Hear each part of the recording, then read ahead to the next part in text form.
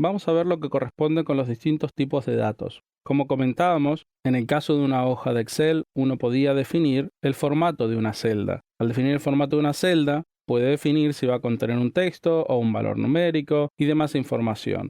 En el caso de las bases de datos pasa algo similar y uno tiene que definir el tipo de dato que va a contener un campo en particular. Dentro de los tipos de datos vamos a ver los principales que son los numéricos, los que son para manejar texto y los que corresponden a fecha y hora. Dentro de los tipos de datos llamados numéricos vamos a tener distintos tipos, como el TinyInt, que es el tipo de dato más pequeño de los numéricos y que puede almacenar valores entre menos 127 y 128.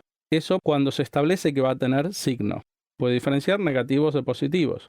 Si uno le especificara que va a trabajar sin signo, este mismo campo puede almacenar valores entre 0 y 255. Y el mismo va a ocupar el espacio de un byte en nuestra base de datos. A continuación tenemos el tipo de datos molint, que va a almacenar otro rango de valores numéricos, como ven aquí, y que también tiene esa diferenciación si es con signo o sin signo. Sin signo almacenará el doble de valores. En este caso, el small_int va a ocupar 2 bytes, el medium int tiene otro rango de valores y almacena 3 bytes, el int almacena 4 y el big int 8. Uno de los datos más utilizados normalmente es el del tipo int. Ahora bien, uno debería seleccionar correctamente los tipos de datos porque, acorde a lo que ocupen, piensen ustedes, si esa base de datos es pequeña, no nos vamos a preocupar tanto, pero si va a ser una base de datos muy grande, cada byte de espacio que consuma va a ser algo a tener muy en cuenta.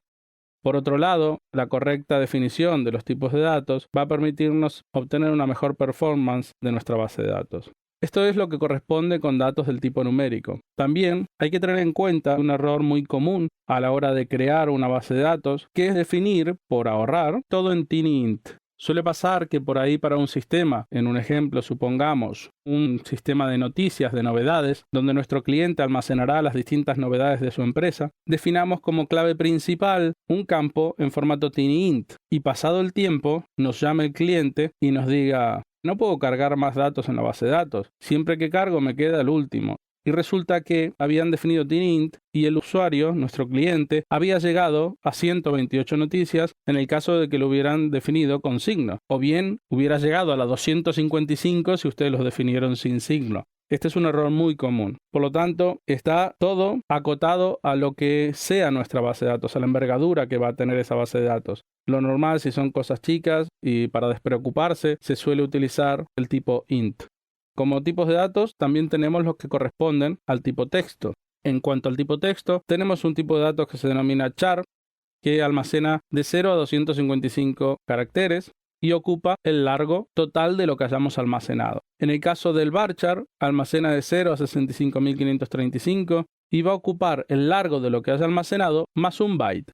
Luego tenemos lo que se denomina tinytext o tinyblob, que almacena hasta 255 bytes, o sea 255 caracteres, y va a ocupar lo que esté utilizado más un byte.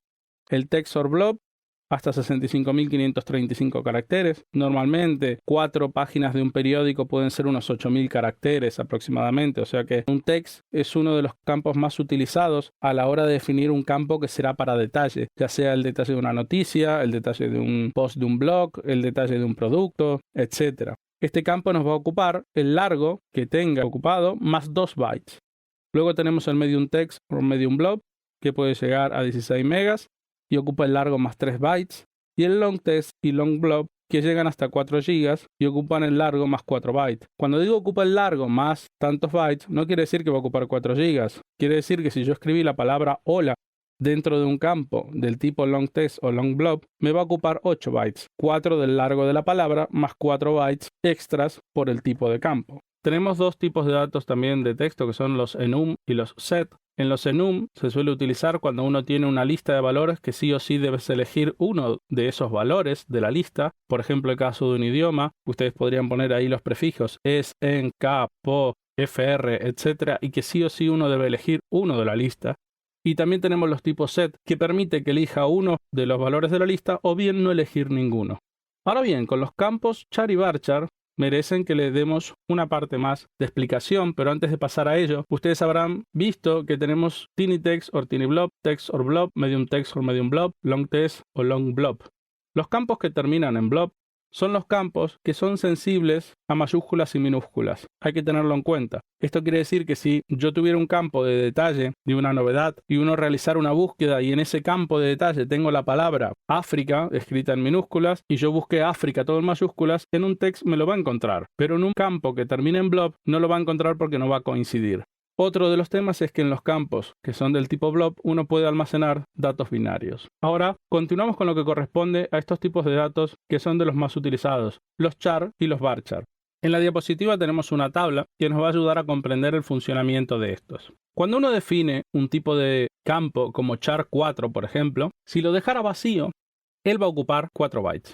En el caso del varchar, si lo dejo vacío, va a ocupar 1 byte. Ahora, si tengo char4 definido, quiero decir que un máximo de 4 caracteres, y en ese campo almaceno la letra A, me sigue ocupando 4 bytes el char. Pero el varchar me va a ocupar 2, o sea, 1 más 1, porque el varchar siempre ocupa el largo más 1 byte. Con este ejemplo, vamos a ver que en el caso que pongamos 4 caracteres, el char nos ocupa 4, pero sin embargo, el varchar nos va a ocupar 5. Lo cual nos lleva a la conclusión de que si un campo va a contener valores de una longitud determinada, debemos utilizar el tipo char. Caso de ejemplo serían los códigos postales, donde sepamos que el código postal tiene una longitud fija, podemos usar el tipo char. En otro caso sería cuando utilicemos nombres de personas donde no podemos saber la longitud que va a tener ese campo, porque uno puede llamarse Alejandro y otro se puede llamar Miguel Ángel y otro Juan Antonio o María Rosa o lo que fuera. Entonces, como no tenemos la longitud exacta que puede tener, utilizaremos el tipo varchar. Finalmente, dentro de los tipos de datos que vamos a ver los que corresponden a fecha y hora. Tenemos tipo de dato denominado date, que almacena una fecha, datetime almacena la fecha, teniendo también, como en el caso anterior, año, mes, día, hora, minuto, segundo en este caso. El timestamp, que almacena la información, depende el largo que le digamos, almacena año, año, año, mes, mes, día, día, hora, hora, minuto, minuto, segundo, segundo, todo de corrido. También tenemos un tipo time y el tipo año. De esta forma, hemos visto los distintos tipos de datos que tenemos para trabajar con nuestra base de datos MySQL. Teniendo en cuenta esto, vamos a poder definir nuestra base de datos.